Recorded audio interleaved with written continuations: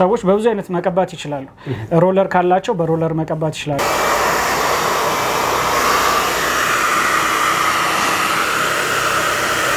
ስንት ደቂቃ ነው የምንቆየው እቺ 2 ደቂቃ አሁን ያ ደመናማ የሚመስል ነገር ወይም ጭጋግ ነገር እየተገፈፈ እየጸዳ ይመጣል ማለት ነው አሁን ደግሞ ኮፐራችንን እንጨምራለን ማለት ነው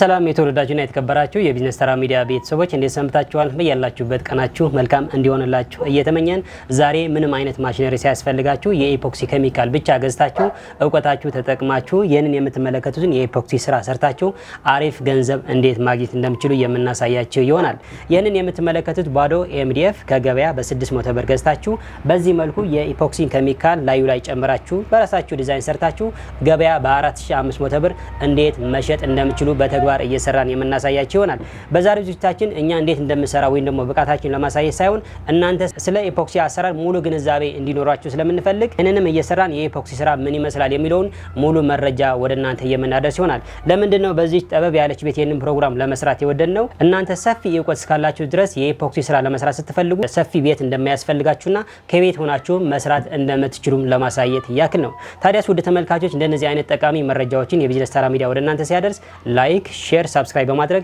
የቢዝነስ ተራ ሚዲያን ቤተሰብ ሁኑላለን መልካም ቆይታ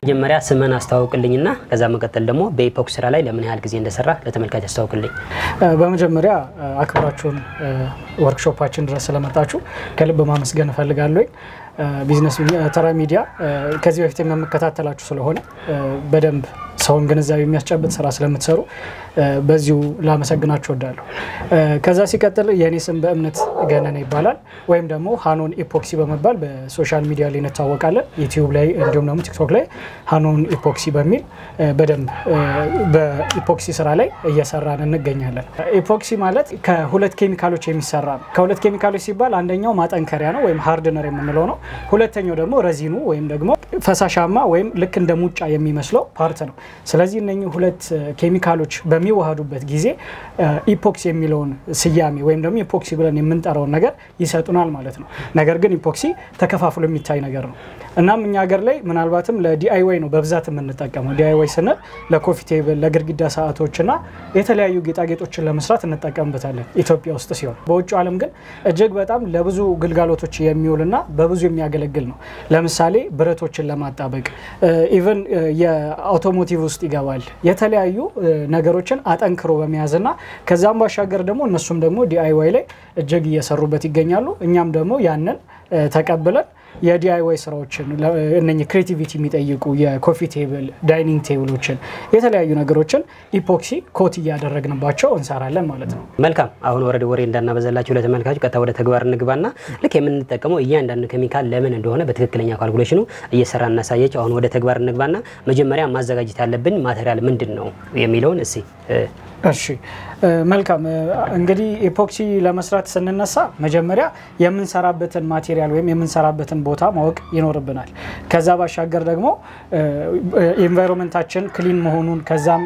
የደስት ማለት እነኛ አቧራዎች አለመኖራቸው እነዛን ቼክ ማድረግ አለብን ምክንያቱም ቅድመ ጥንቃቄ ስለሚፈልግ ነገር ግን አቧራ ባለበት ቦታ ላይ ብንሰራ መጨረሻ ላይ የምናገኘው ውጤት እንደምንጠብቀው ክሊን ወይም የነጻ ላይሆን ይችላል ስለዚህ ለነዛ ነገሮች ጥንቃቄ ማድረጋችን እርግጠኛ መሆን ቅድመ ዝግጅታችን ምን ይመስላል ያው እኔም እሱም ወንድሜም ግላቮች አድርገናል ሁሉም ሰው ግላቭ አድርጎ ነው መስራት ያለበት ኢፖክሲ ስለሚያጣብቅ ኬሚካሉ ደግሞ እጅ ላይ እየተደጋገመ በሚመጣበት ጊዜ ማንኛውም ኬሚካል ሳይድ ኢፌክት ይኖረዋልና ከዛ አንፃር ራስን መጠበቅ ያስፈልጋል ማለት ነው እናም እንደምንሰራው ደግሞ የኢፖክሲ ፕሮጀክት ትልቀት ማለትም አንዳንድ ጊዜ ትላልቅ ፕሮጀክቶችን ስለምንሰራ ያኔ ደግሞ ፊልተር ማስኮችን ማድረግ ግዴታ ይኖርብናል ማለት ነው ነገር ግን አሁን አነስተኛ ቴብል ላይ ስለሆነ የምንሰራው ማስክ ባናደርግም ግን የአየር ዝውውሩንና የቦታ ጽዳቱን መጠበቅ ግዴታ ያስፈልጋል ከዛም ባሻገር የሚያስፈልጉን ማቴሪያሎች ያው ኤምዲኤፍ ነው ይሄንን 40 የሆነ ኤምዲኤፍ አዘጋጅተናል ዛሬ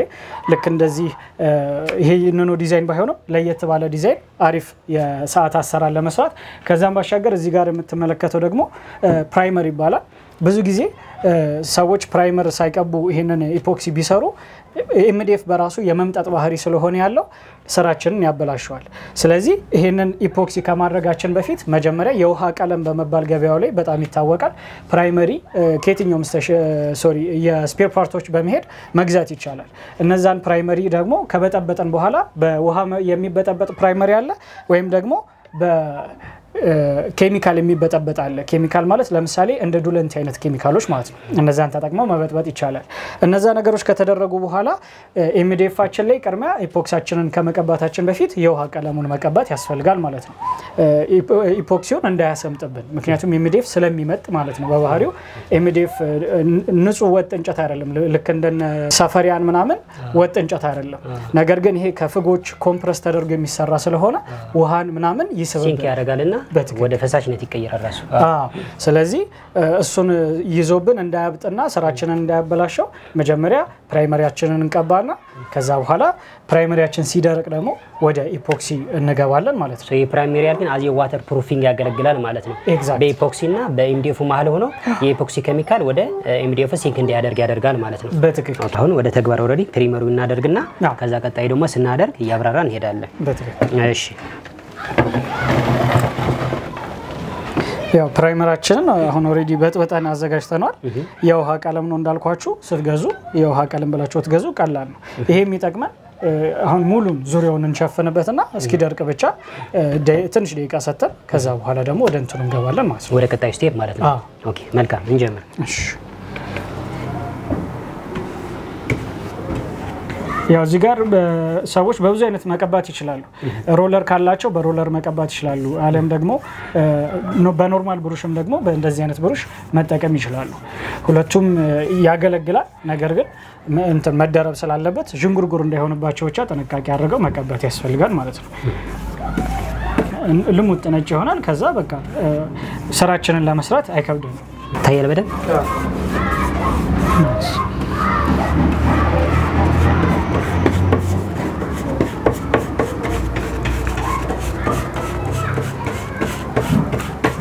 ውሃ ልኩ መጠበቅ አለበት አይደል እንትን እቺን ከቀባናት በኋላ ወደ ውሃ ልኩ እንሄዳለን አሁን ኢፖክሲ ስላለሽ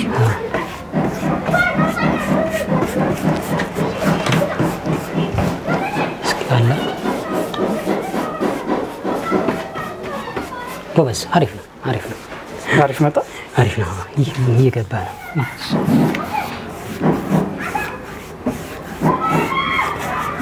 እንዲ መጣ እንደገና ደግሞ ወደዚህ ሄድ ማለት ነው አንድ አይነት መልክ ለመስጠት ነው መልካም እንግዲህ ያው ፕራይመሪያችንን ቀብተን ጨርሰናል እዚህ ጋር አሁን ሰዎች ምናልባት ድንገር የሚላቸው ነገር ስላለ ክሊር ለማድረግ ያክል ምንድነው ውሃ ልክ አልጠበቅንም አይደለ ሰንሳራ ለምንድነው ያንን ያላደረግነው ይሄ ገና የውሃ ቀለም ስለሆነ ፕራይመር ስለሆነ በምንም አይነት ቦታ ላይ በንቀባው ቀለም ይይዛል ለዛ ይሄ ቀለም ከደረቀ በኋላ ወደ ኢፖክሲያችን ስንሄድ ደግሞ ባላንሱን ጠብቀን ሌቭል መሆኑ ቦታችንን በደንብ ቼክ ካረግን በኋላ ወደ ስራችን ያልፋለን ማለት ነው ምን ያህል ደቂቃ ነው መቆየት ያለበት አሁን ይሄንን ብዙ ጊዜ ፀሐይ ላይ ብናወጣው ይመከራል ኖርማሊ የውሃ ቀለም ስለሆነ ቶሎ እንዲደርቅልን ፀሐይ ላይ ብናወጣው በደንብ በፍጥነት ይደርቃል ነገር ግን ፀሐይ አካባቢ ከሌለ ወይም ደግሞ ደመናማ ከሆነ ምን ማድረግ ይቻላል ስራችን እንዲፈጠን ከተፈለገ በዚች በፎን ወይም ደግሞ የፀጉር ማድረጊያ ነች በዚች በፎን በሙቀቱ በደንብ ቢያንስ ለ3 ደቂቃ በደንብ እንትን ቶርች ካደረግነው ወዲያው ይደርቅልናል ማለት ነው ከዛ በኋላ ሚኒመም እስከ 7 ደቂቃ ብቻ ነው መጠበቅ ያለበት ከዛ ሙሉ በሙሉ ስለሚደርቅ ኢፖክሲያችንን ለማድረግ ሬዲ ሆነልናል ማለት ነው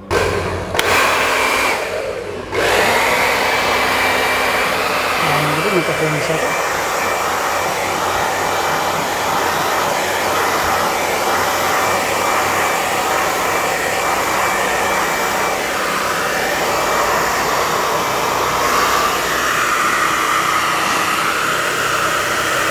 ስንት ደቂቃ ነው የምንቆየው እቺ 2 ደቂቃ ከ2 እስከ 3 ደቂቃ ከዛኛ መጠበቅ ያለብን 7 ደቂቃ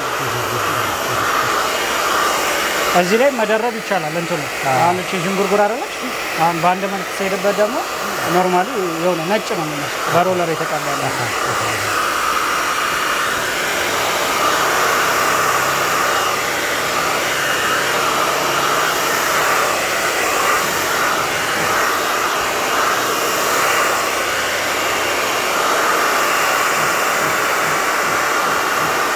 አሁን የተለያየ መልክ ያዞች ነጭ አንተን ስላልመጠጠች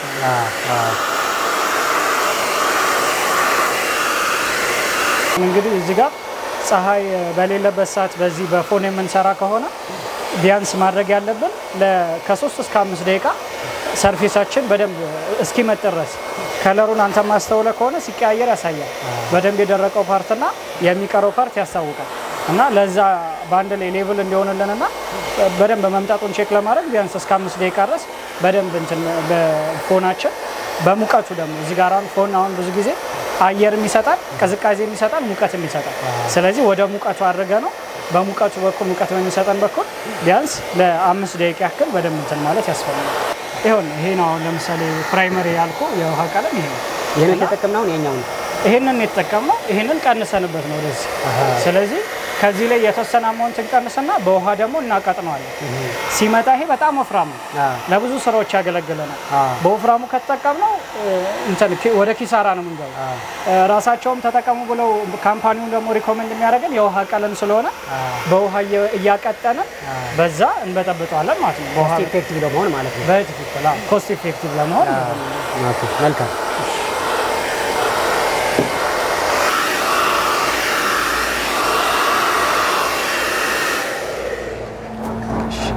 አሁን እንግዲህ የምናደርገው ምንድነው በፎኑ በጣም ሙቀት ስለሰጠ ነው ይሄንን ኤምዲኤፍ ትንሽ ደግሞ መጠበቅ አለብን። ያም ይሆነው አንደኛ ሙቀቱም ደግሞ እስኪተን ድረስ ማለት ነው። እጅግ በጣም ሙቀታማ ስለሆነ አሁን ላይ ትንሽ ረገብ እስኪልለት ሙቀቱ የተወሰነ ደቂቃ ሰጠን እንታገሳለን ማለት ነው። በዛውም ደግሞ የመድረቁም ሁኔታ ደግሞ በደንብ ይሆናል ማለት ነው። ስለዚህ አንደኛ ይደርቃልና ሁለተኛ ደግሞ እጅግ በጣም ሙቀታማ በሆነ ቦታ ላይ ኢፖክሲን መስራት አይመከርም።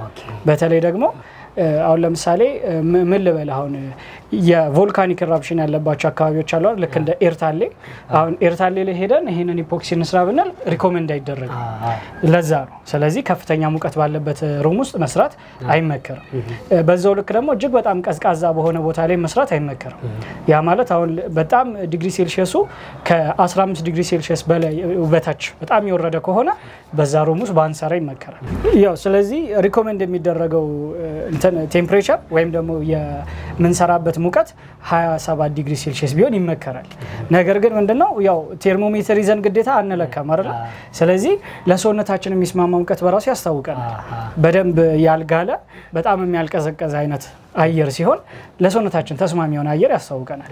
በዛ አየር ላይ ብንሰራ በጣም ሪኮመንድ ይደረጋል። ነገር ግን ቀደም ሲል እንዳልኩ በጣም ሙቀት ያለባቸው ልክ እንደ ኤርታሌ አይነት ቦታዎች ሃይ ዲግሪ ሴልሺየስ የሆኑ በተለይ ከ45 ዲግሪ ሴልሺየስ በላይ የሆኑ ቦታዎች ላይ እነዚህ አይነት ኢፖክሲዎችን ለመጠቀም አይመከርም።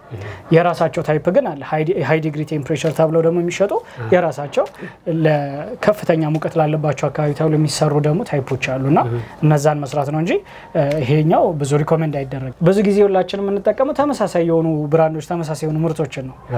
ኮቲንግ ኢፖክሲዎች ነው ብዙ ጊዜ የተለመዱት። ከዛ ስለዚህ በዛው አብዛኛው ሰው አካባቢ ሊያገኘው በሚችል የኢፖክሲ አይነት ነው የምንሰራው ማለት ነው። የሚቀረን ወደ የትኛው ስቴፕ ነው እየሄድን ያለነው? አሁን ይሄኛው እስኪደርቅ እየጠበቅን ከዛም ደግሞ ወደ ኢፖክሲ መስራታችን እንሸጋገራለን ማለት ነው። ያ ከዛ በፊት ግን ለዚች የምትሆነን ደግሞ ዲግሪ ማለት እቺ ሌቭሉን መጠበቅ አለመጠበቁ ውሃ ልካችንን እናረጋግጥና ከዛ ወደ ኢፖክሲ ቅመማችን ወደ ኢፖክሲ መስራታችን እንገባለን። ያው አሁን ላይ እንግዲህ የምናደርገው ምንድነው በደንብ ስለደረቀልን የሚዲፋችን ውሃ ልኩን እንጠብቅና ውሃ ልክ መሆን አለ መሆኑን ቼክ እናደርጋለን። ለውሃ ልክ እርግጠኛ ካልሆነን ውሃ ልኩ ሌቭል ካልሆነ ደግሞ ማስተካከል ነው። ያችን ካረግን በኋላ ደግሞ ወደ ኢፖክሲው እንሸጋገራለን ማለት ነው። መልካም ኦኬ።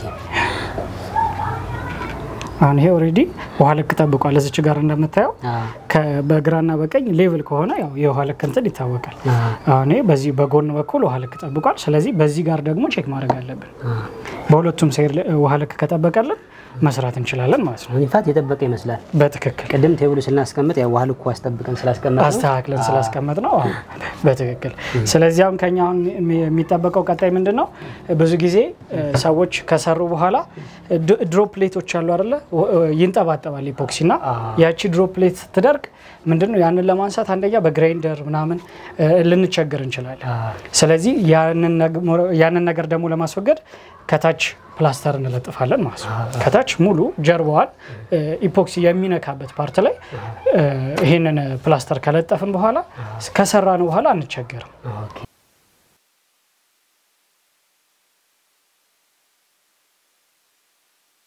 ያው አሁን እንግዲህ እቺን ለጥፈን ጨርሰናል ውሃ ልካችንም ያው ቼክ አድርገናል አይደል ውሃ ልካችንን ቼክ አድርገናታል ሌቭል መሆኑን አረጋግጠናል ስለዚህ አሁን ምን እናደርገው ምንድነው ቦታችንን መለካት ነው የልኬት ስራ ማለት ነው የልኬት ስራ ነው የምንሰራው ስለዚህ አሁን ይሄ ቀደም ሲል ያው እኛ እናውቀዋለን ነገር ግን ለሰዎች ለማሳየት ያክል ነው እንደምታየው 40 ነው ወደ ጎን ሌንግዙም ደግሞ ስፋታችንም ደግሞ 40 ነው ስለዚህ አሁን ያው ቀለል ያለች እዚህ ጋር ካልኩሌሽን ለማሳየት የሚያክል ቀለል አድርገን እንትን ለማለት ያክል 40 በ40 ስለሆነ ያገኘነው ምንድነው የምናደርገው ሌንግዙን ከዊድዙ ጋር እናበዛዋለን ከዛ ደግሞ ኮት አይደለም እናደርገው ኮታችን ደግሞ ቲክነስ ነች ቲክነሱን ደግሞ በምን ያክል ቲክነስ እንፈልገዋለን የሚለውን ደግሞ ያንንም ማጣራት ያስፈልጋል ምክንያቱም አንድ ላይ ሶስቱን እንትን ካልን በኋላ ኮምፕረስ ካደረግን በኋላ ካልኩሌተር ላይ ሰርተን ወደ ተግባር ስራ እንገባለን ምን ለማግኘት ይሁን ካልኩሌሽን የምንሰራው ይሄንን የምንሰራው እንግዲህ የሚያስፈልገንን የኢፖክሲ ቫልዩ ለማወቅ ነው ወይም ደግሞ መጠኑን ለማወቅ ነው ዝም ብለን አሁን ቀላቅለን እንትን ምንለው ዌስት ይሆናል ወይ ደግሞ ሊያጥር ይችላል አይደል ስለዚህ ያ እንዳይሆን ምን እናደርጋለን እንለካና ትክክለኛው ልኬት ካገኘን በኋላ ይሄንን ያክል ኢፖክሲ ያስፈልገናል ብለን ወደ ሬሾ እንገባለን ማለት ነው እንጀምር አይደል ስለዚህ አሁን የሚያስፈልገን ኤሪያችንን መለካት ነው ኤሪያችንን ወይም ሰርፌሳችንን ካወቀን በኋላ ኪዩቢክ ሜትሩን ማግኘት እንችላለን ማለት ነው ስለዚህ ይሄ እንትን ክብ ስለሆነ በፓይ ስኩዌር እንሄድ ለምሳሌ እዚህ ጋር አሁን ፓይ አር ስኩዌር አድርጌ ቢሄድ ይሄ ኤሪያ ቢሆን ማለት ነው ስለዚህ አሁን ኤሪያ ነው ማገኘው የሰርክል ስለሆነ ማለት ነው ይሄ አሁን በስታንዳርዱ ማት ስለሚር ነው እንጂ ቀለል ያለ አሰራር ደግሞ መጨረሻ ላይ ያሳያል ፓይ አር ስኩዌር ካደረግን በኋላ ያው ራዲየሳችን ስንት ነው የሚሆነው 20 አይደለም የሚሆነው ዲያሜትራችን 40 ስለሆነ ማለት ነው 20 ስለሆነ እዚች ጋር ፓይ ታይምስ እናደርግና 20 ከዛ ስኩዌር ማለት ነው 20 ስኩዌር ያው 400 ስለሚሆን ማለት ነው ስለዚህ የሰርክላችንን ራዲየስ አገኘነው ማለት ነው ኤሪያችንን አገኘነው ማለት ነው ከዛም በኋላ ደግሞ እንደዚህ ያደረግን እንወርዳለን ነገር ግን ይሄ ኮምፕሌክስ ይሆንባቸዋል ለሰዎች ስለዚህ ከዚህ ሞር በቀለለ መልኩ ደግሞ ብዙ ጊዜ የኢፖክሲ ስራ ላይ ካልኩሌተሮችን ምናምን ስንጠቀም ቀለል ያለውን መንገድ ነው የምንወስደው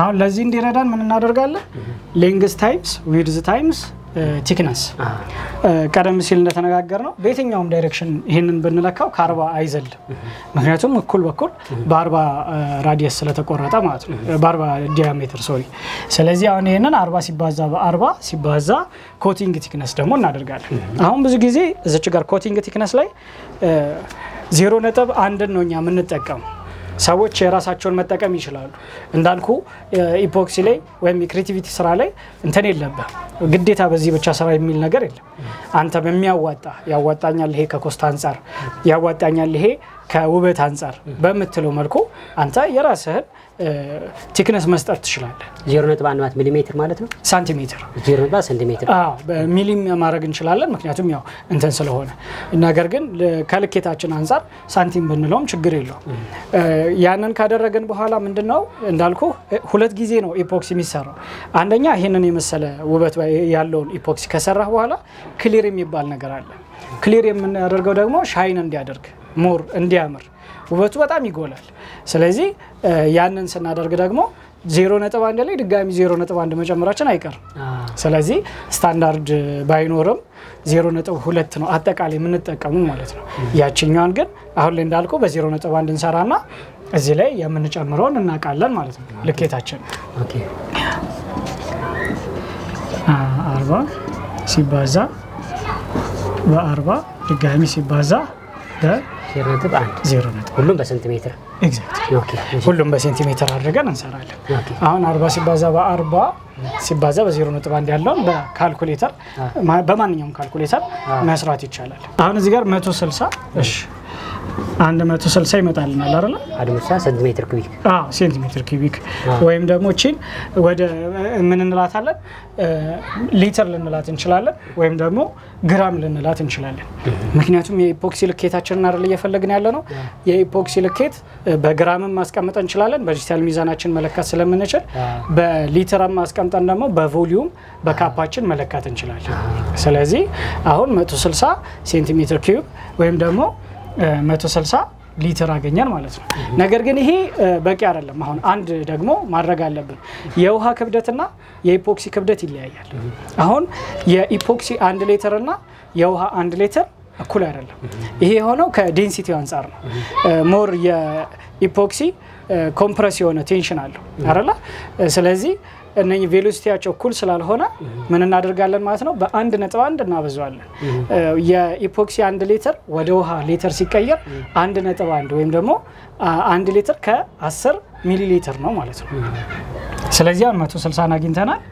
160 ሲባዛ በ0 ነጥብ እናደርገውና እዚህ ጋር የምናገኘው ደግሞ የኛ እንትን ነው ማለት ነው፣ የኢፖክሲያችን። አሁን እነን ወስደን ለኢፖክሲ መጠቀም አንችልም።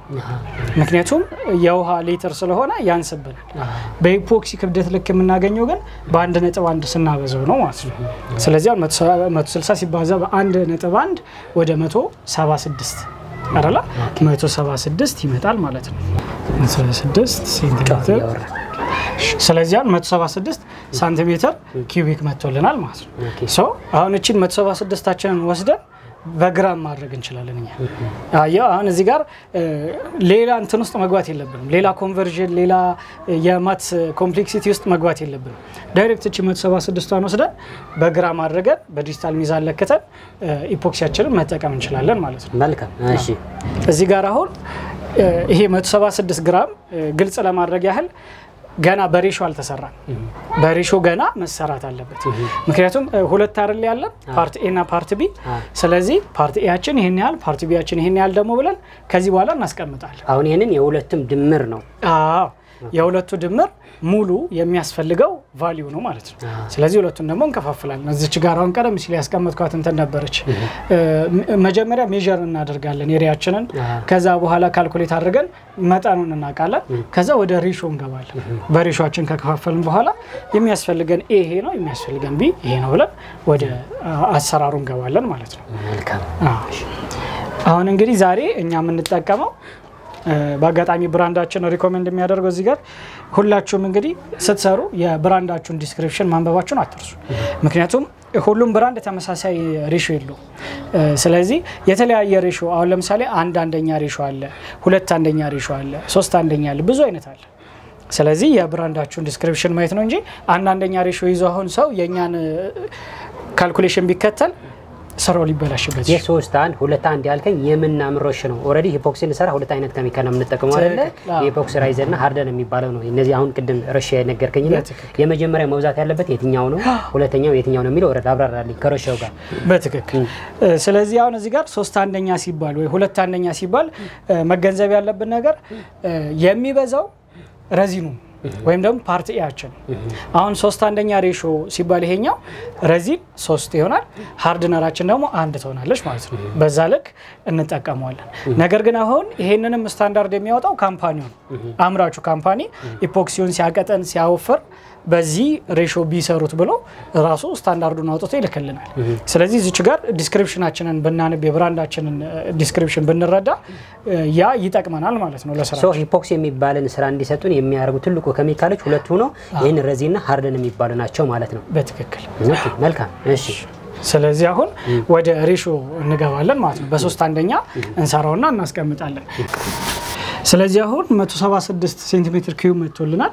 ይሄንን 176 ሴንቲሜትር ኪዩብ ካችን ደግሞ በ3/1 ሬሾ እንፈልገዋለን ማለት ነው። ሬዚናችን ስንት እንደሚመጣና ሃርድነራችን ስንት እንደሚመጣ ይነግረናል። ስለዚህ ሬሾአችን ወይም ደግሞ አር እንበላት ሬሾን ለማሳጠር ያክል ሬሾአችን እኩል ይሆናል 3/1 አይደል? ስለዚህ 3 የሚሆነው ፓርት ኤ ወይም ደግሞ ረዚን ነው። 1 የሚሆነው ደግሞ ሃርድነር ወይም ደግሞ ቢያችን ነው ማለት ነው። ስለዚህ ረዚናችን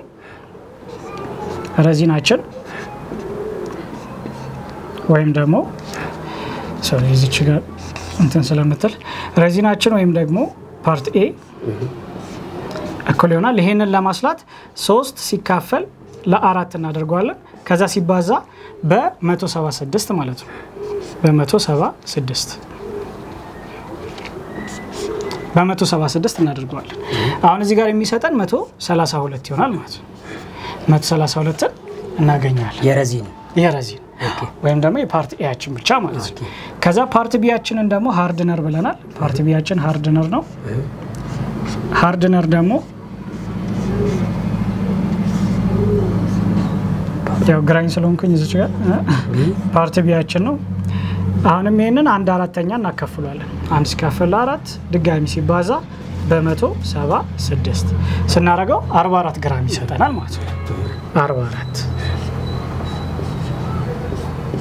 ስለዚህ እነኛ አሁን የሚያስፈልጉን ግራሞች ናቸው።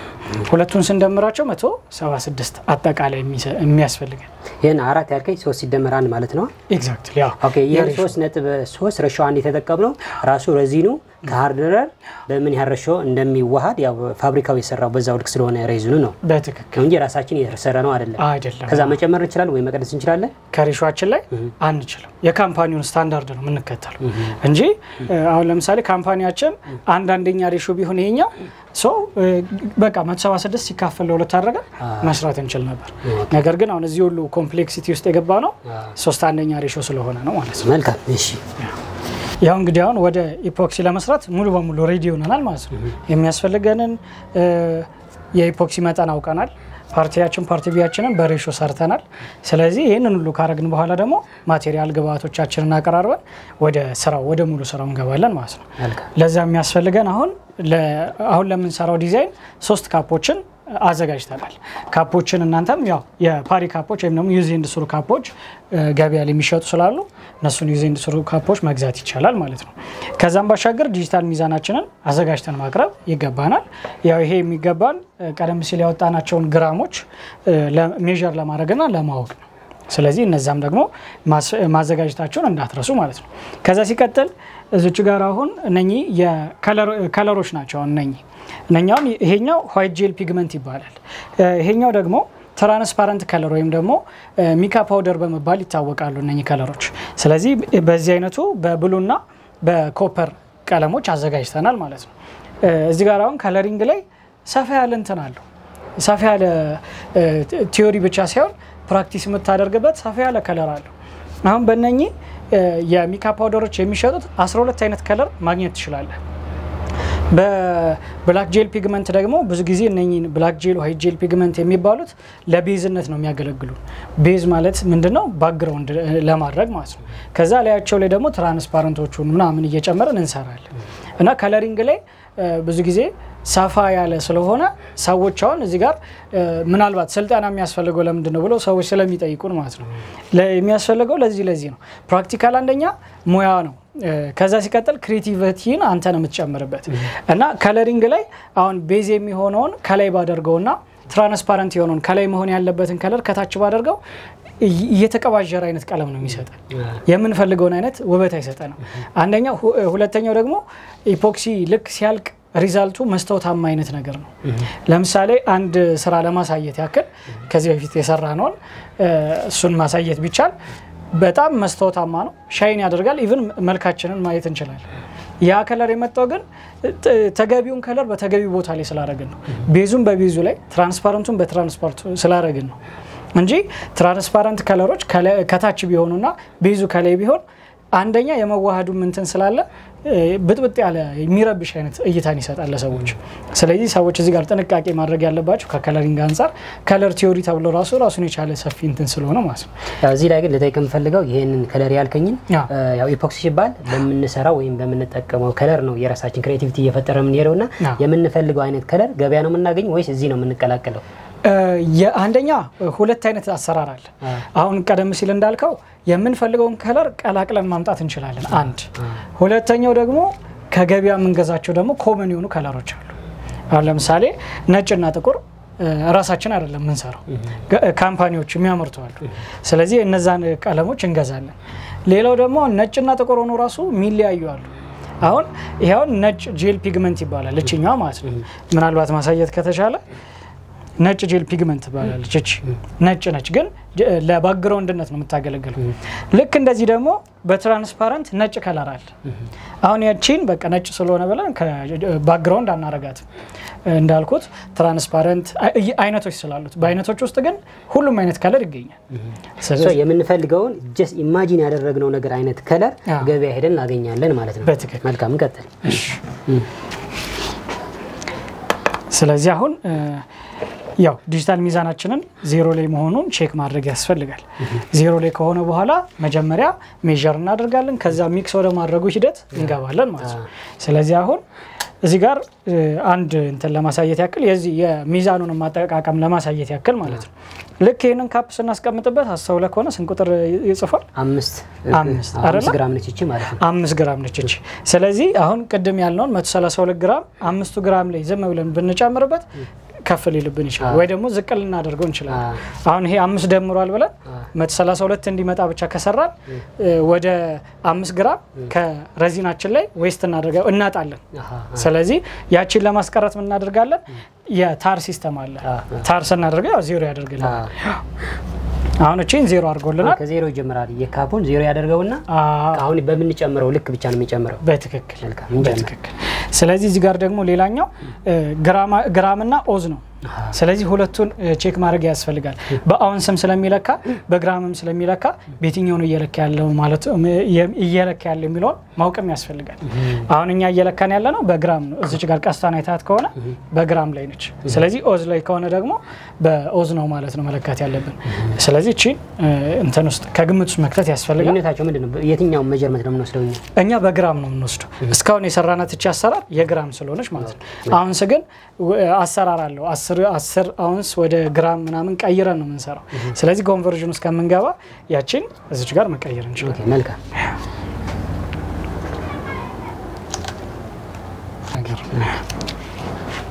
132 ረዚን ትክክል እቺን ፓርቲ ኤ ራሱን ተጽፏል ረዚንም ነው ስለዚህ ፓርቲያችንን 132 ግራም እንለካለን ማለት ነው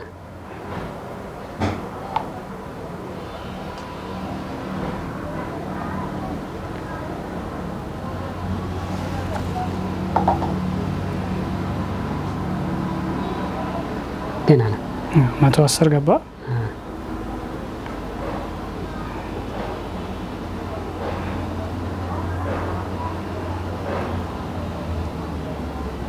በቃ ሻርፕ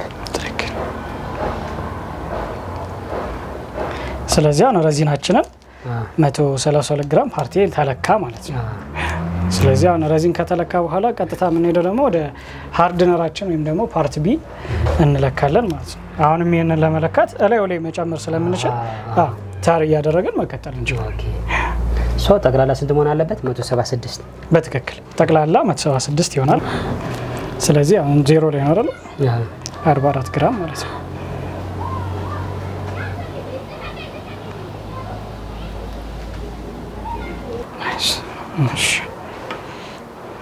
ስለዚህ አሁን እቺን ለክተናል ማለት ነው ፓርቲ ቢያችንን በ3/1 ሬሾ ኦሬዲ ለክተን 176 ግራም ኢፖክሲያችንን አግኝተናል አሁን እቺን ከ3 እስከ 5 ደቂቃ ሚኒመም 5 ደቂቃ ሪኮመንድ የሚደረግ ነው በደንብ ሚክስ ማድረግ አሁን እዚህ ጋር ምናልባት ስንበጠብጠው ካሜራ ላይ የሚያሳይ ከሆነ መጀመሪያ ላይ የሆነ ፎጊ አይነት እንትን ይኖራል ወደ ደመናማ አይነት ነገር ከዛ ያ ነገር ጭጋግ ነገሩ እየለቀቀው ጥርት ያለው ሃስኪ መስል ድረስ ሚክስ ማድረግ አለብን ማለት ነው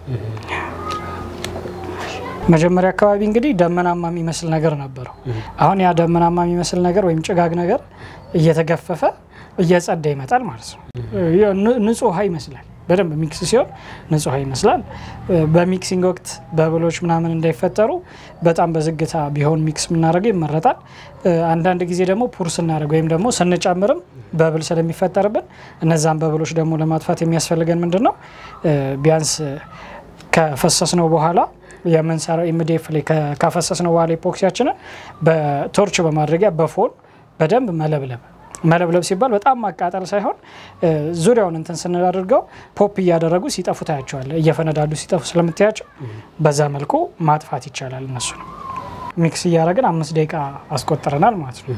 አሁን እቺን የምናደርገው ምንድነው 3 ቦታ ላይ እንከፋፍላለን። ምክንያቱም የምንጠቀመው እቺን ነጭ እንጠቀማለን። ይሄ ነጭ ጄል ፒግመንት ነው። ይሄንን ነጭ ጄል ፒግመንት እንደ ባክግራውንድ አድርገን እዚህ ላይ እንጠቀማለን።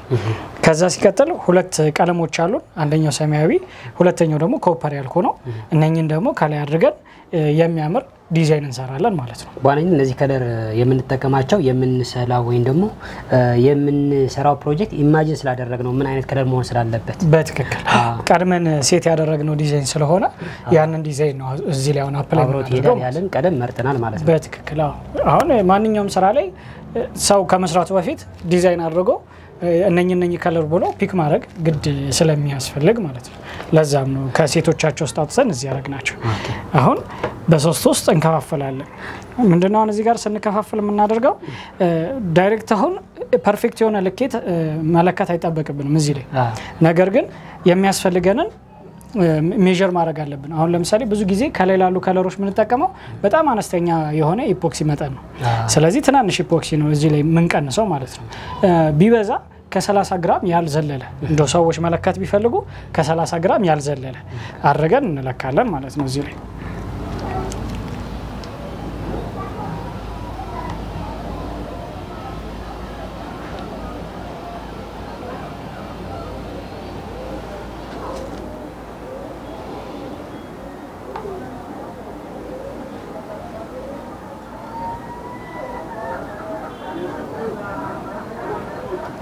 አሁን ነኝ እንዳልኩ ለክተን እንኳን ብናያቸው ከ15 ግራም ወይ ከ20 ግራም አይዘሉ እና በዛ ለክ ባለው ምክንያቱም ከለራችን በጣም ሲበዛውን ብዙ ከለር የበዛበት አይነት ዲዛይን ሲሆን ላይን ይረብሻል ቀደም ሲል እንደወጣው።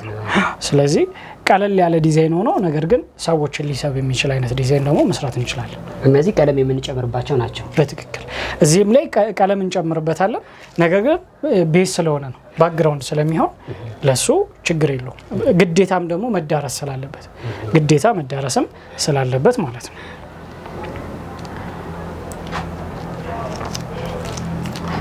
ሁለት ቀለም መረጠን ሁለቱም ቀለም ጀስት መቀበያ የሚሆን በሁለት ባልዲ ያስቀምጠን ኢፖክሲ ያስቀምጠን ማለት ነው። በትክክል ኦኬ እንግዲህ እሺ። ስለዚህ አሁን ካፖቻችን ሬዲ ናቸው ቀለም ለማስቀመጥ ማለት ነው። ስለዚህ አሁን እዚህ ላይ ነጭ ጄል ፒግመንት ነው ማድረገው። ነጭ ጄል ፒግመንቶች ነጭ ሳይሆን ጄል ፒግመንቶች በሙሉ ወፍራም ናቸው በባህሪያቸው።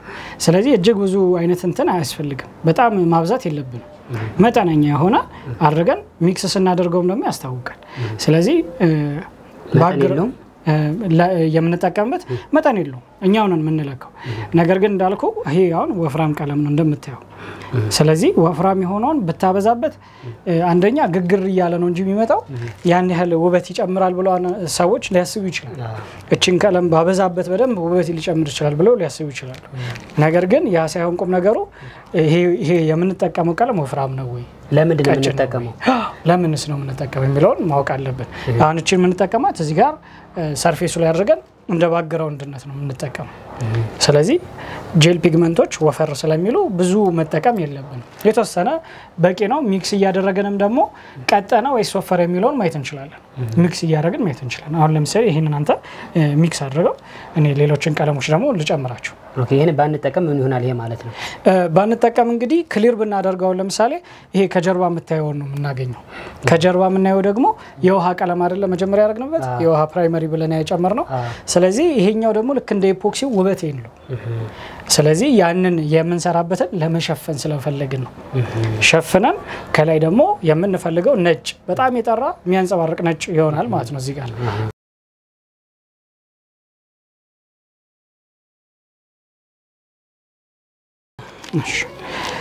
ያው እንግዲህ አሁን ሶስቱም ቀለሞቻችን ሚክስ ሆነው አልቀዋል። ስለዚህ አሁን ቀጣይ የሚጠበቀው ስቴፕ ባይ ስቴፕ ቀለሞቹን እንዳልኩ ከቤዝ መሆን ያለበት ቤዝ ይሆነ ትራንስፓረንት የሆኑት ደግሞ ከቤዝ በላይ አድርገን እንሰራዋለን ማለት ነው። በዛ መልኩ ደግሞ ሪዛልቱን ማየትና ማግኘት እንችላለን። ስለዚህ ሌላው ሰዎች ምናልባት ጥንቃቄ ማድረግ አለባቸው የማስበው በስራ ወቅት ከለሪንጋቸውን የማቀያየሩ ሁኔታ እንዳልኩ ቤዝ የሆነውን ከላይ በታደርገው ያን ያህል እንትን አይኖረውም። እና ደግሞ በጣም ብዙ ቀለሞችን ባንድ ላይ መጠቀም የሚፈልግ ሰው ሊኖር ይችላል። ያ የቀለም ብዥታን ነው እንጂ የሚሰጠው ሰውን የሚያዝ ነገሩ አይኖርም ስለዚህ እነዛ ነገሮች ላይ ምናልባት ጥንቃቄ አድርገው ቢሰራ መልካም ነው አሁን እዚህ ጋር ለማዳረስ ነው እንትን ምንለው ከሳይድ ጀምረን እስከ መሃል ድረስ በደንብ ማዳረስ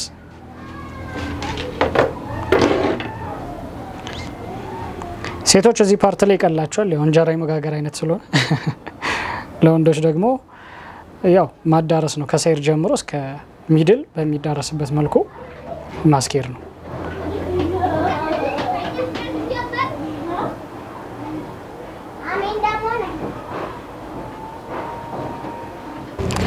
አሁን እዚህ ጋር በስክራፐር ሙሉ ማዳረስ ነው ማለት ነው እቺን የምናዳርሳት ንጹህ መሆኑን ወይም ደግሞ ከዚህ በፊት የሰራችሁበትም ቢሆን መድረቁን ቼክ ማድረግ ስክራፐራችሁን ማለት ነው ያቺ ቼክ መደረግ አለበት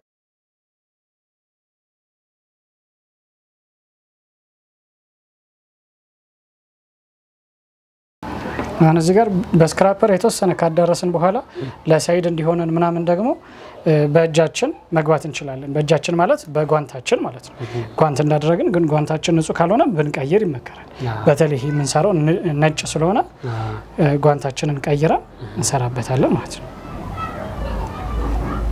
አሁን በመጠኑ አዳርሰናል በመጠኑ ያዳረስነው ደግሞ እዚች ጋር ሳይድ ላይ ያልተዳረሳል መሃል ላይም ደግሞ ሌቭል ያልሆነ አለ ስለዚህ እነን ምን አደርገው ምንድነው በእጃችን ነው በእጃችን ዳርዳሩን እናዳርሳለን ብዙ ፍሰት እንዳይኖር ማለት ነው በእጅ ሲሆን ገደብም ታደርጓል ስክራፐር ላይ ትንሽ ፍሌክሲብል ሆነ አትሰራ ከዛ በንጹህ ጓንት እዚች ጋር በጣቴ ሌቭል አድርጋለሁ ማለት ነው ሳይዱ ላይ በደንብ እንዲዳረስ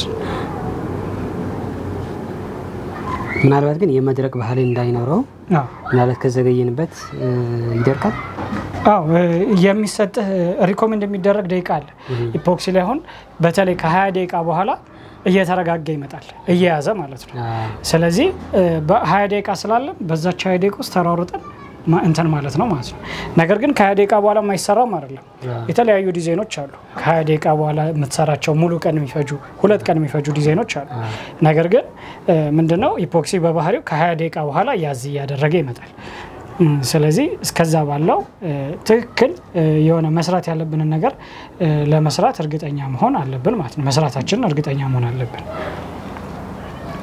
አሁን አዳርሰናል ሳይድ ላይ የምንፈልገውን አምጥተናል ማለት ነው ስለዚህ አሁን እዚህ ጋር የሚቀረን ቶርች ማድረግ ወይም ደግሞ በፎናችን መሄድ ነው በፎናችን ምን ሄደው ለምንድነው አንደኛ ቀደም ሲል በብሎች አይተናል ነበር በብሎች ካሉ እነሱን ለማጥፋት ይረዳናል ማለት ነው በምን ምክንያት የሚፈጠሩት በብሎች የሚፈጠሩት አንደኛ ሚክስ ለማድረግ ስንሞክር ወይም ደግሞ በሚክሲንግ ወቅት ትንሽ ፈጣን ካለን በብሎች ይፈጠራሉ አንድ ሁለተኛው ደግሞ ለመለካት ዲጂታል ሚዛናችን ላይ አድርገን ልክ ስንጨምረው ከካፑ ጋር የሚኖረው ግጭት በብሎችን ይፈጠራል ሶስተኛ ደግሞ ኢፖክሲያችንን አስቀምጠን የነበረበት ቦታ ንቅናቄ ግጭት ምናምን የነበረው ከሆነ በብሎች ራሱ ደግሞ ይፈጥራል ስለዚህ እነኚህ ሶስቱን ራሳችን እንቅስቃሴና ግጭት አይወድም ማለት ነው አው በጣም አሁን ቦጭ የሚልበት ቦታ ላይ ከሆነ ያው በብል መፍጠሩ አይቀርም ማለት ነው ለዛ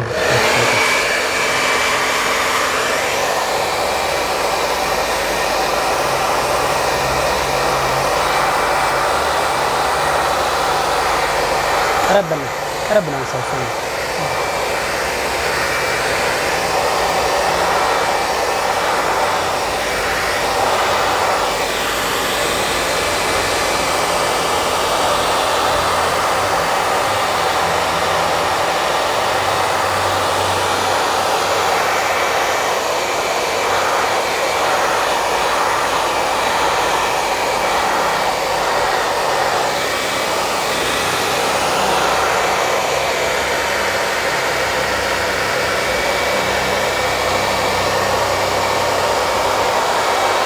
ምን ደቂቃ ነው የሚቆየው ይደጋሉ እቺ አይ ብዙ ማለት በቃ እቺ ቶርች ለማድረግ ሌቭል ለማድረግ ነው ቶርች ለማድረግ ብቻ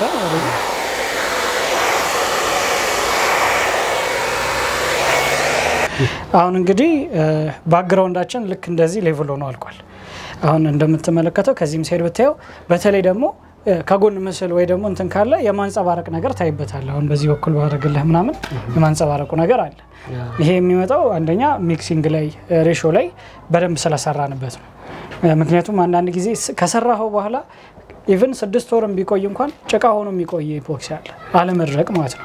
ይሄ አንደኛ በስራ ወቅት የሚሰሩ ስህተቶች ናቸው።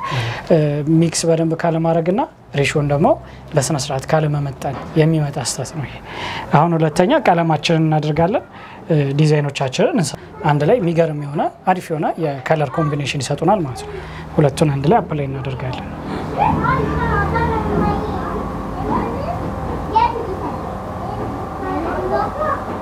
እዚህ ጋር ሰዎች ሲሰሩ ዲዛይኖችን አንደኛ ከራስ መፍጠር ትችላለህ። ሁለተኛ ግን ተዘጋጅተህበት ሲሆን የምትሰራው ዲዛይን ጥሩ ሪዛልትን ታገኝበታለህ። አሁን ባሁን የሚመጣ አይነት ዲዛይን ሳይሆን ትንሽ አሰብ አድርገህበት እንደዚህ አይነት ዲዛይን ቢሰራ የተሻለ ነገር ይኖራል ብለህ ስትሰራ ስራህም ያማር ይሆናል። ስለዚህ ስትሰሩ ያው ሞር ዲዛይናችሁን ቅድመ እንትን ላይ ፕሪፓሬሽን ላይ ዲዛይን የምንሰራውን ዲዛይን ብለን መርጠን ተዘጋጅተን ሲሆን ሞር አሪፍ ነው። ኦኬ አሁን ደግሞ ኮፐራችንን እንጨምራለን ማለት ነው። የኮፐር ቀለማችንን ማለት ነው። መጀመሪያ ሰማያዊያችንን አድርገናል። አሁን ኮፐሩን እናደርገና ከዛ ደግሞ ከዚህ በኋላ አሁን እንደዚህ ስታየው ብዙ እንትን ሚኒንግ ላይ ይሰጥ ይችላል።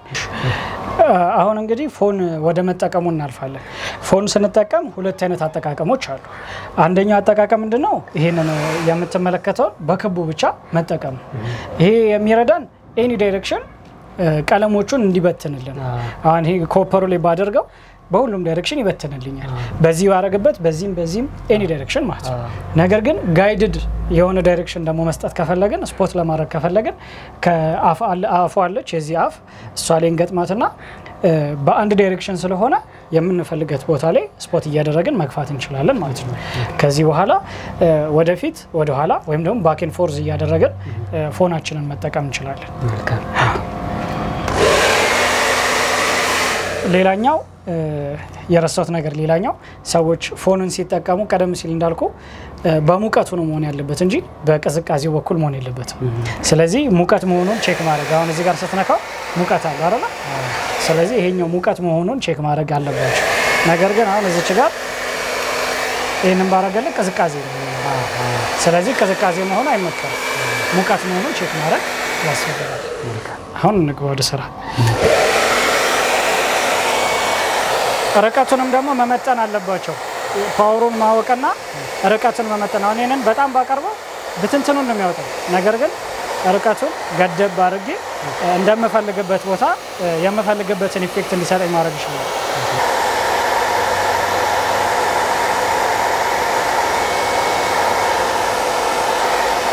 አያው መጀመሪያ ላይ ያልኩ ይሄ ነው። በሁሉም ዳይሬክሽን ይበትንልሃል ይሄ። ነገር ግን ጋይድድ የሆነ ስትፈልግ ደግሞ በዛች በሰማያዊዋ ጋይድ ማድረግ በአፏ ጋይድ ማድረግ ትችላለህ ማለት ነው።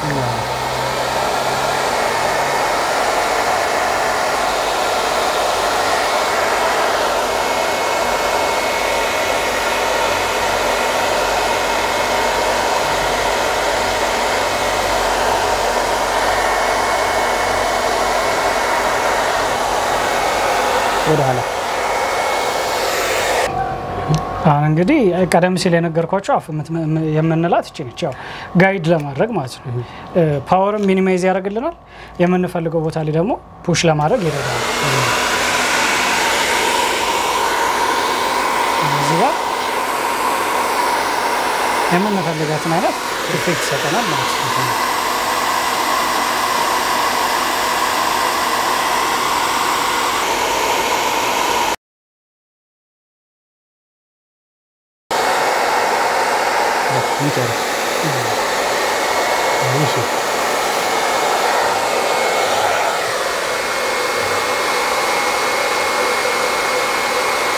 ስፖት ማድረግ ነው። ከዚች ጋር ስፖት ካረካት የምትፈልጋትን እንትን ታመጣለህ።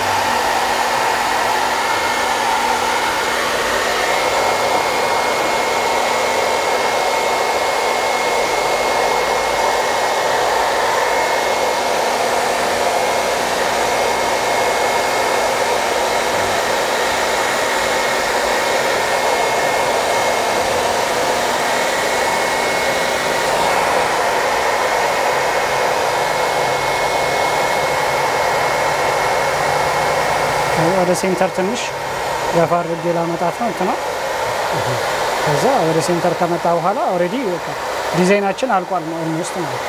ከዚህ በኋላ እስኪ ደረቅ ጠብቀን የቁጥር ስራዎች ምናምን እያደረግን እንጨርሳለን ማለት ነው። የምንሰራው የግርግዳ ሰዓት ስለሆነ የግርግዳ ሰዓት ዲዛይን ስለሆነ የቁጥር አሰራሩ ምን ይመስላል የሚለውን ነገር ደግሞ እዛን ሳለ ሞር እናወራለን።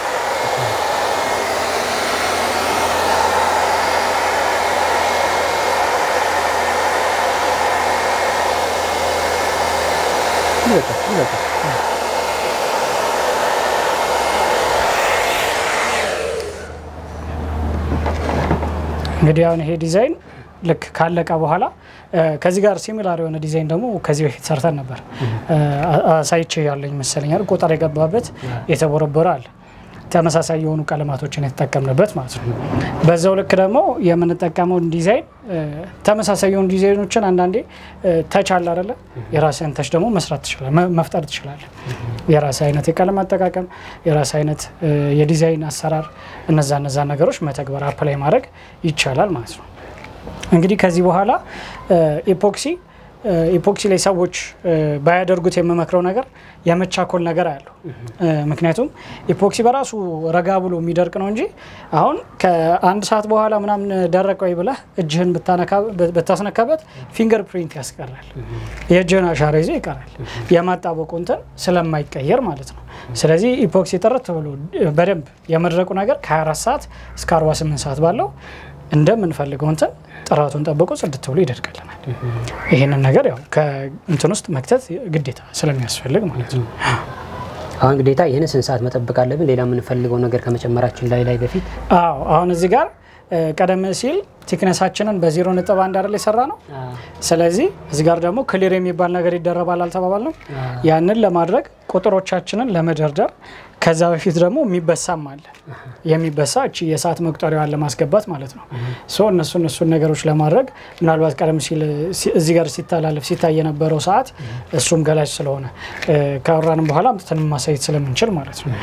እነሱ የሚቦረቦረውን ፓርት ለመቦርቦር ክሊሩን አናደርግም ቅድሚያ።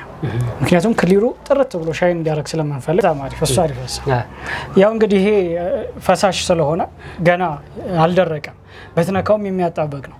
ስለዚህ እዚህ ላይ አሁን ቁጥሮቹን የመቦርቦሪያውን ያልኩን አፕላይ ማድረግ አንችልም ወይ መስራት አንችልም። ስለዚህ ይሄንን ለመስራት መጠበቅ ያለብን ቢያንስ ከ24 ሰዓት እስከ 48 ሰዓት መጠበቅ ስላለብን፣ ነገር ግን ያንንም ከጠበቅን በኋላ ደግሞ ምን ሊመስል ይችላል ሪዛልቱ እንዴትስ ነው የሚደረገው የሚለውን እዚህ ላይ ደግሞ መመልከት እንችላለን። ተመሳሳይ ዲዛይን ከለሮች ነው የተጠቀምነው፣ ዲዛይኖቹን ብቻ ለወጥ አድርገን የሰራነው። ይሄ የተወሰነ ለወጥ ያለ ዲዛይን ነው እንጂ ተመሳሳይ ከለር ኮምቢኔሽኖች ናቸው። እናም ይሄ ልክ ከደረቀ በኋላ ከ24 ሰዓት እስከ 48 ሰዓት ከጠበቅን በኋላ ማድረግ ያለብን ምንድነው? ቁጥሮቻችንን መለካት ነው። ያው 12 ቁጥሮች አሉ እንደሚታወቀው ሰዓት ላይ እነዛን ቁጥሮች ሰርክልን ለ12 ሰርክልን ለ12 ከፋፍለን በቦታቸው ላይ መደርደር ነው ማለት ነው። 6 እና 12ን ትይዩ በማድረግ ሮማን ነምበሮችንም ተጠቀማችሁ፣ ኖርማል ቁጥሮችንም ተጠቀማችሁ፣ ግዕዝኛም ደግሞ አለው አሁን ላይ ደስ የሚለው እነዛን መስራት ይቻላል ማለት ነው። እነኚህን ቁጥሮች ከየት ነው የምታገኙት ሊባል ይችላል። አንደኛ እነኚህ ቁጥሮች በራሳቸው ይሸጣሉ። ሁለተኛ ደግሞ እኛው ራሳችን ደግሞ እነኚህን ቁጥሮች እንሰራለን። እነኚህን ቁጥሮች የምንሰራው በሞሎች ነው። የቁጥር ሞሎች አሉ። እነዛን የቁጥር ሞሎች እየተጠቀምን እንሰራለን ማለት ነው። እንዴት ነው የተጣበቁት እነዚህ ቁጥሮች እዚህ ላይ? እንግዲህ ቀደም ሲል እንዳልኩ ይሄ እስኪደርቅ እንጠብቀዋለን። እስኪደርቅ ከጠበቅነው በኋላ ደግሞ ምን እናደርጋለን? ቁጥሮቹን ሴት እናደርጋቸዋለን። መጀመሪያ ቦታዎች ይለካሉ፣ ለ12 ይከፋፈላል ብያለሁ። ያንን ካልኩሌሽን ከተጠቀምን በኋላ ሁሉንም እንደረድራለን። ሴት ካደረግን ከተቀመጡ በኋላ እላዩ ላይ ክሊር እናፈሳለን። ይሄውን ክሊር ፈሶበታል። በጣም ሻይን ያደርጋል እንደምታየው። ከዚህ የተለየ በደንብ ይሄ ሻይን ያደርጋል። ይሄኛውም ከደረቀ በኋላ ቁጥሮች ይቀመጡበትና ቁጥሮቹን በቦታቸው በትክክል ካስቀመጠን በኋላ ክሊር እናፈስበታለን። ክሊር ማለት ምንድነው? ሌላ ነገር እንዳይመስላቸው ሰዎች። ክሊር ማለት በቃ ረዚንና ሃርድነር በመጀመሪያው ለክተን በ176 ከለካን በኋላ ሚክስ አድርገን እዚህ ላይ ማፍሰስ ነው። እዚህ ላይ ስናፈስ በቃ ትክክለኛ እይታውን ይሰጠናል ወይም ደግሞ ቁጥሮቹን አጣብቆ ከዛም በኋላ ውስጥ ያለውን ቀለም ውስጥ ያለውን ዲዛይን አጉልቶ ያወጣልናል ማለት ነው። ለሁለት ነገር የምንጠቀመው ይሄ ክሊሪንግ አንደኛ የምንጨምረውን የትኛው ነገር አጣብቆ እንዲዝልን ከኢፖክሲ ጋር፣ ሁለተኛ ደግሞ ኢፖክሲው አንጸባራቂ እንዲሆን ያደርገዋል ማለት ነው። በትክክል በደንብ እንዲያንጸባረቅ የሚያደርገዋል። ሁለተኛ እንዳልከው ያሉት ቁጥሮችን ካስቀመጥን ቁጥሮች ወይም ደግሞ የተለያዩ ነገሮች ካስቀመጥን እነዛን ማድረግ አጣብቆ እንዲዝልን ማድረግ ይችላል ማለት ነው። ለዛም ነው የምንጠቀመው። መልካም ያኛው አምጣልኝ እስኪ ከዚህ የተለየ እዚህ ጋር ለምሳሌ እነዚህ በጣም ብዙ ፊቸሮች አሉ። ምናልባት ይሄንን ቁጥር ማስቀመጥ ከዚህኛው የተመሳሳይ ሊሆን ይችላል። እዚህ ጋር የተጠቀምናቸው ቀለም ያው ነው፣ ቅድም የተጠቀምነው አይነት ከለር ነው የሚሆነው። የቀለም ልዩነት ነው ያለው። እነዚህ ምን አይነት ናቸው? እንዴት ነው የጨመራችኋቸው? መልካም እነኚህ እንግዲህ ክሪስታል በመባል ይታወቃሉ። ያው ገበያ ላይ ክሪስታል የኢፖክሲ ክሪስታል ብለው ሰዎች መግዛት ይችላሉ። የተለያዩ ብራንዶች ክሪስታሎችን ያመርታሉ። እነዛን ክሪስታሎች ከቀለም ጋር በመደባለቅ እዚህ ላይ ማድረግ ነው ወይም ደግሞ ቅርጽ ሰርተን በመንፈልገው ቅርጽ መልኩ ማስኬድ ነው መደርደር ነው ማለት ነው። አሁን እዚህ ጋር ቁጥሮቹን ክሪስታሎቹን ካፈሰስን በኋላ ጋይድ አረግናቸው ወይም ደግሞ መስመር ሰራልንላቸው ማለት ነው። እነዛ ሲደርቁ ጥብቅ ብለው እንደምታየው የሆነ ኮረብታ ይመስላል አይደል? ኮረብታም የመምሰል ነገር አለው። የተፈጨ መስታወት ነገር የተፈጩ መስታወት ነገር ግን ፐርፌክትሊ የተፈጨ መስታወት ስለሆነ በደንብ ጋይዶ ነው የምታየውን ውበት ይሰጣል። አሰራሩ ያው እንዳየ ነው። አሁን ስንሰራ ፕራክቲስ እንዳደረግ ነው ከሰራን በኋላ ከዛ ክሊሩን ደግሞ በተመሳሳይ ቁጥሮቹን ደርድረን ከዛ በኋላ ክሊሩን እናፈሳለን። ሰዎች እዚህ ጋር ምናልባት ጥንቃቄ ማድረግ አለባቸው ብዬ ማስበው ክሪስታላቸውን ከማድረጋቸው በፊት ቁጥራቸው የቴቱ ጋር እንደሚያርፍ ማወቅ አለባቸው። አንዴ ከተጣበቀ መውጣት አይችልም። ትክክል። ስለዚህ አሁን ለምሳሌ እዚህ ጋር ይሄንን ክሪስታል ተመልከተው ኤክስ ላይ አርፎ ቢሆን እንቸገራለን። ስለዚህ ሰዓት ደግሞ ቁጥሩ ፐርፌክት መቀመጥና በስነ ስርዓት መቁጠር አለበት። ምክንያቱም ሰው ለጌጥም ብቻ ሳይሆን ያንንም እያየ ሰዓቱንም ማወቅ ስለሚችል ማለት ነው። ስለዚህ ቁጥሮቹ ከመደረጋቸው በፊት ወይም ደግሞ ክሪስታላችንን ከማረጋችን በፊት የትኛው ቁጥር የቱ ጋር ያርፋል የሚለውን ቀደም ሲል እንደተነጋገር ነው በ12 ቦታ ለክተን የቱ ጋር እንደሚያርፉ ፖይንት በማድረግ ልክ እዚህ ጋር አሁን ሁለት ቦታ ላይ ሊነካብን ነበር አይታ ከሆነ።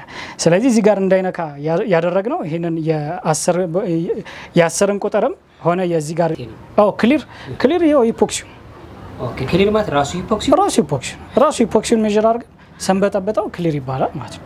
ማለት ንጹህ የሆነ ኢፖክሲ ክሊር ነው። ቀለም ስጨምርበት ነው እንትን የሚል ንጹህ ከሆነ ክሊር ይባላል።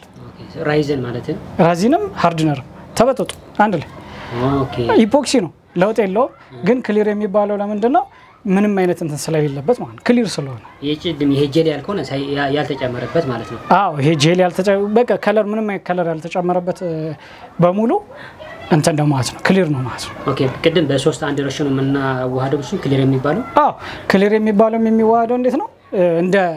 እንደ ኢፖክሲ ታይፓችን አሁን እኛ ሶስት ጠየቅኩና አንተታው በመሰለኝ ጠይቀኝ ማለት ነው። የትኛው ነው አሁን ክሊር የሚለው ከነዚህ ፈሳሾቹ? መልካም እንግዲህ ክሊር የሚባለው ኢፖክሲው ነው። ለውጥ የለውም ማለት አሁን መጀመሪያ ላይ ኢፖክሲያችንን ሜጀር አድርገን ሰርተናል አይደል? ስለዚህ ልክ እንደዛው በተመሳሳይ መልኩ ኢፖክሲያችንን ሜጀር ስናደርግ ከለካ ነው በኋላ ምንም አይነት ቀለም ለምሳሌ እነኚህን ትራንስፓረንት ቀለሞች ሊሆን ይችላል ወይም ደግሞ ጄል ፒግመንቶች ምንም አይነት ቀለም መጠቀም የለብንም። ያንን ሳንጠቀም ሚክስ አድርገን ስንጨርስ ንጹህ አይደለም የሚሆነው። ለዛ ነው ክሊር የሚባለው እንጂ የተለየ ኬሚካል ሆኖ አይደለም። ልክ መጀመሪያ ላይ 3 በአንድ ረሽዮ አማስለን ያኛው ይሄ ጂል ያልከው ስንጨምርበት ወደ ኮላ ነገር ነው የተቀየረው።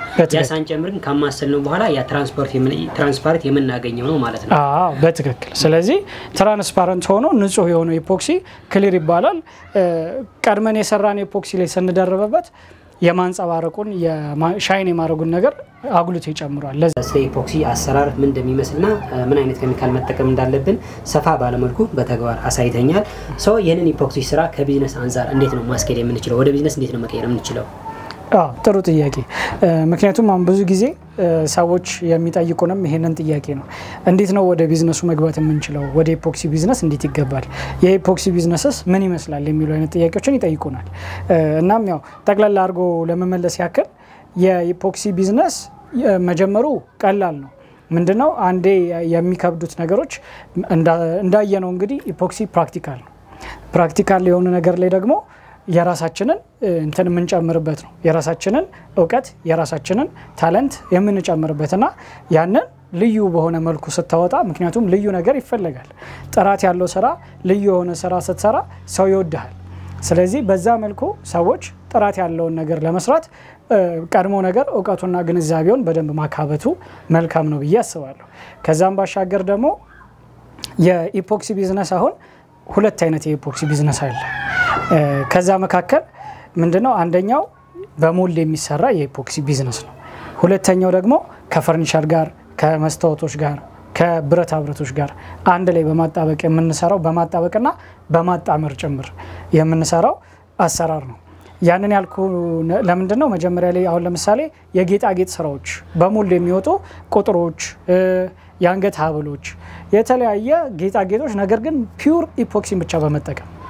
ምንም አይነት እንጨት አያስፈልግም ወይ ደግሞ ሌላ ደጋፊ ነገር ሳንጠቀም ሙሉ በሙሉ ኢፖክሲን ብቻ በመጠቀም የሚሰሩ ቢዝነሶች አሉ ሁለተኛው ቢዝነስ ደግሞ አሁን ላይ እኛ እየሰራንም አንድ ላይም ደግሞ እያሰለጠንም ያለው የቢዝነስ አይነት ነው ይሄ ቢዝነስ አይነት ደግሞ ኢፖክሲን ከተለያዩ ነገሮች ጋር በማጣመር እንዴት መስራት ይቻላል ለምሳሌ ከፈርኒቸር ጋር ሲባል እንዴት ነው አሁን ይሄንን የሆነ አይነት ቅርጽ ያለውን ኤምዲኤፍ አምጥቼ ኢፖክሲ በጨምርበትና ውበቱን በጨምረው ያ ማርኬቱ ላይ በምን አይነት ነገር ወይም በምን ያህል ሊሸጥ ይችላል የሚለው ነው ቀደም ሲል አንተ ሚንትሮ ላይ ገለጽ አርጋው ነበር አንዱን በ600 ብር የተገዛ ኢፖክሲ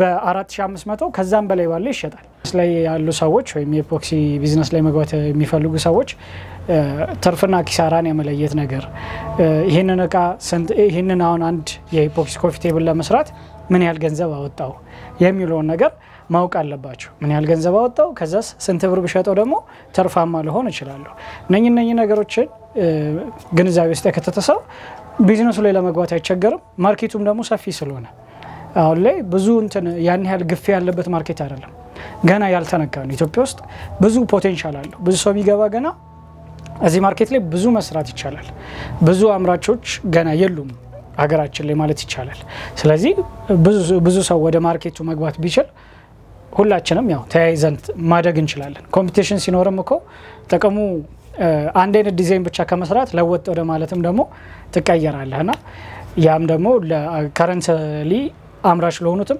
አዳዲስ ለሚመጡትም ጠቃሚ ነው አሁን ደግሞ ምናልባት የረሳሁት ነገር ቢኖር እነዚህ በኢፖክሲ የተሰሩትን ክቦች ለምን ያህል ጊዜ ነው ዱራቢሊቲያቸው በዚህ መልኩ በፀሐይ ምክንያት ሳይደበዝዙ ቀለማቸውና ጥንካሬያቸውን ለምን ያህል ጊዜ ነው መቆየት የሚችሉት አዎ መልካም እነኚህ እንግዲህ ዱራቢሊቲያቸው ላይፍ ታይም በተለይ ደግሞ በቤት ውስጥ የሚገቡ የኢፖክሲ ምርቶች ኦልሞስት ላይፍ ታይም ነው ማለት ይቻላል ነገር ግን የተለየ ድብደባና የተለየ ምት ካልደረሰባቸው በጣም የሚቆዩ በተለይ በጥንቃቄ ለሚይዛቸው ሰዎች በጣም ቢያንስ ከ5 ከ6 አመት በላይ ልክ እንደዚሁ እንደሆነ ነው የሚቀጥለው ምንም አይነት የእንትን መለወጥ ወይ ደግሞ የመላላጥ አይነት ባህሪ የላቸው ስለዚህ ልክ እንደዚህ ሻይን የሚያደርግ መስታወታማ ነገር የቤት ውስጥ የኢፖክሲ ምርቶች በጣም የመቆየት ቻንስ አላቸው ሌላው ምንድነው የእነኚህን አይነት ምርቶች አሁን ለምሳሌ በኢፖክሲ የተመረተ ምርት ፀሐይ ላይ ዳይሬክት ፀሐይ የሚያገኘው ቦታ ላይ ብዙ ምናቆየው ከሆነ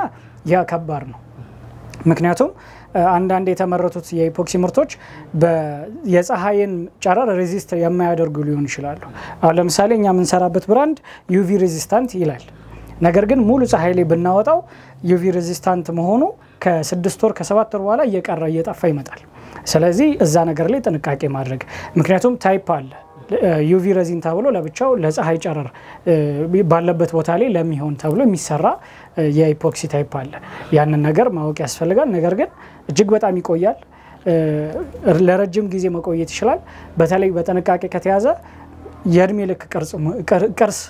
ልክ ቅርስም መሆን የሚችል ነገር አድራሻችሁ በዛው ትገዙ ይችላል ምናልባት የነሰጠና ይስጣችሁ ከሆነ ያው መልካም እንግዲህ የኛ ሃኖን ኢፖክሲ ይባላል የኛ የማሰልጠኛ ተቋማችን ሃኖን ኢፖክሲ አማሃሪክ ብላችሁ ብትገቡ ሰርች ብታደርጉ በቲክቶክ ላይ ወይም ደግሞ ዩቲዩብ ላይ ስልጠናዎችን እንሰጣለን በአማርኛ የስልጠናዎች ማለት ምንድነው ሰዎች ሞራሉ ለሰራ ሞራሉ ኖሯቸው ተነሳስተው ኢፖክሲ ለካ እንደዚህ ቀላል ነው እንዴ እንዲቀላል ከሆነማ እንደው ይሄንን የነሱን ስልጣና በእናገኝማ በደንብ ተርፋማ ምርታማ እንሆናለን ብለው አስበው ወደኛ እንዲመጡ የተለያዩ እንቅስቃሴዎችን በሶሻል ሚዲያውም ላይ ጭምር እያደረግን እንገኛለን። በአካል ስልጠናዎችን እንሰጣለን። በአካል መሰልጠን የምትፈልጉ ሰዎች ደግሞ እኛ ጋር መታችሁ መሰልጠን የምትፈልጉ ስልክ ቁጥራችን 0923 63 61 11 ላይ መደወል ትችላላችሁ ወይንም ደግሞ በ0910 13 87 84 ላይ ሃኖን ኢፖክሲ ብላችሁ ብትደውሉ ታገኙናላችሁ። አድራሻችን ደግሞ ካራቆሪ ነው። ለሰጠኝ ሰፋ ያለ ማብራሪያ በጣም አመሰግናለሁ። ቴንክ ዩ ሶ ማች። እኔም አመሰግናለሁ።